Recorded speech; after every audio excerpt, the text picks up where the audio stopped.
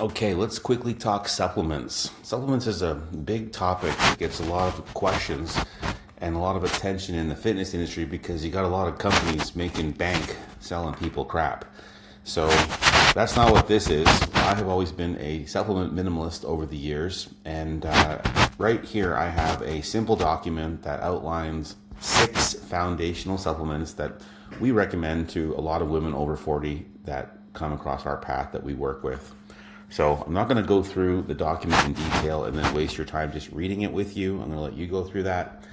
But ultimately, this is simple stuff. There's nothing sexy on this list. You've probably heard of every single one of them.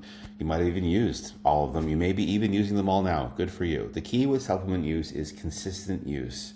And then just expectations for outcome, right? So a lot of times people associate supplements with some specific outcome, and honestly, they're really the valuable ones are ones that support the systems that need support. So in this case, it's your muscle mass, it's your metabolism, it's your mood, it's your recovery status, and your overall hormonal resilience or stability.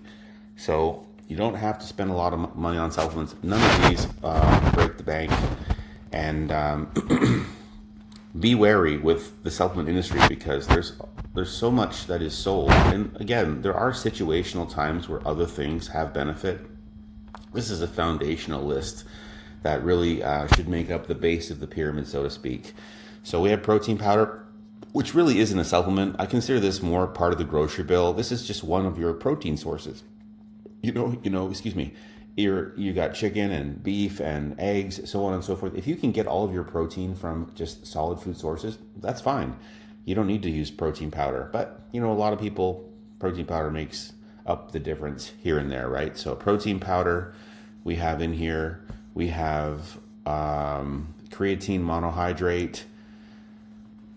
We have vitamin D3 and K2. So creatine is one of these ones we know for gym performance, strength, muscle mass, but there's more and more information that's coming out with creatine. It's the most researched supplement of all time, actually. So there's no ifs, ands, or buts about creatine's effectiveness. It's just that they can be overstated and over embellished. It's a small effect, right? It's not a steroid. So more strength in the gym, sharper thinking, better mood, bone and metabolism support, system-wide energy boost. This is a cheap one. Just take it every day. Vitamin D3 and K2. Most of us have heard of this. A lot of people who take vitamin D3 don't take K2 with it. And vitamin K2 is, vitamin K helps vitamin D3 go where it's supposed to go, essentially. So if you're taking one, you should be taking the other with it. Then we have fiber, super unsexy, right? Fiber, but high fiber intakes, especially once your hormones start to change and that hormone instability kicks in, makes a difference. It helps with visceral fat loss. It helps with hormone regulation. It helps with blood sugar stability. And this visceral fat component, I wrote it here, high fiber intake is consistently associated with lower belly fat, even in the absence of a strict deficit. Fiber intake, right? Gut health, fullness and appetite control.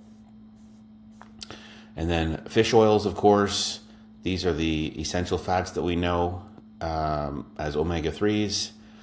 So you need enough. This is the key. So it's 1.8 to 3.0 grams of combined fish oils per day.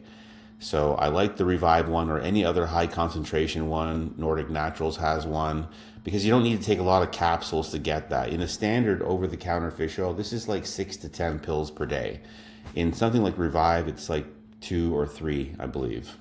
So lower inflammation, improves mood, cognitive function, metabolic health, heart health, post-menopause. These are all really valuable benefits, right? And then finally, and if you're not eating fatty fish 2 or 3 times a week, you're not getting enough omega-3s anyways.